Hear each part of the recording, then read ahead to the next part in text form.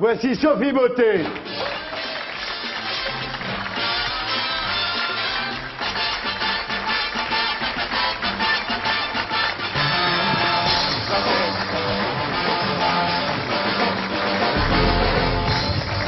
Bonsoir. Bonsoir Thierry. Alors Sophie Beauté, vous êtes l'avocate de Michel Blanc. Donc on a donné des nouvelles du Michael Ton, très souvent ici, les sommes récoltées pour permettre à ses parents de payer les avocats, de payer les voyages de sa mère à Bali, où il est emprisonné à vie, je le répète, il est toujours en prison. Et surtout l'amende pénale. L'amende pénale, bien entendu. Ça, c'est réglé d'une certaine façon grâce à votre générosité. Et maintenant, qu'est-ce qui se passe ? Nous avons rencontré, Thierry, de multiples problèmes sur l'acheminement du recours en grâce, jusqu'à d'ailleurs la perte d'une partie du dossier par l'un des magistrats chargés du suivi de l'affaire. Enfin, le dossier et ce recours en grâce est arrivé dans les bureaux de la présidence et nous attendons maintenant l'avis du ministre de la Justice. Alors, est-ce un signe positif? Je le prends comme cela, mais je reste très prudente. Le ministre est allé voir la semaine dernière Michael à la prison. C'est la première fois qu'il fait une telle démarche, c'est très rare. Il s'est entretenu avec lui plus de 4 heures. Ah oui. Et la maman Hélène était là aussi, est venue. Alors tant sur le dossier que sur la contre-enquête que nous avons diligentée, Maître Quito et moi-même, que sur la, j'allais dire la personnalité de Michael, qui il était, d'où il venait, etc. Il s'est donc beaucoup intéressé à lui. Il est reparti, alors c'est un peu le chaud et le froid, parce que le lendemain, la maman a été convoquée à l'immigration, on lui a expliqué que ses papiers étaient périmés et qu'elle devait à elle. Ouais. Donc on est très inquiet, bien sûr. On espère toujours. Ce qui pourrait se passer, ce serait un avis de la présidence, peut-être le 17 août 2002, le jour de la célébration de la fête nationale. Voilà. Alors, je dois dire que les autorités françaises continuent à nous épauler, à se mobiliser d'une manière très efficace. C'est vrai, ça? Oui, c'est vrai. Je ne peux pas en dire plus parce que tout le monde.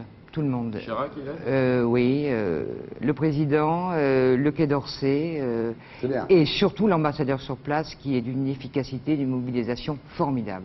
Voilà. Alors maintenant, c'est vrai que nous travaillons, d'autres choses se passent, je ne peux pas vous dire tout, vous l'imaginez bien.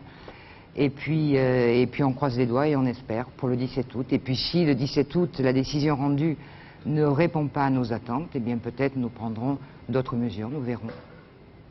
Donc on attend vraiment la grâce de la présidence indonésienne. On en est réduit là aujourd'hui. Absolument, absolument.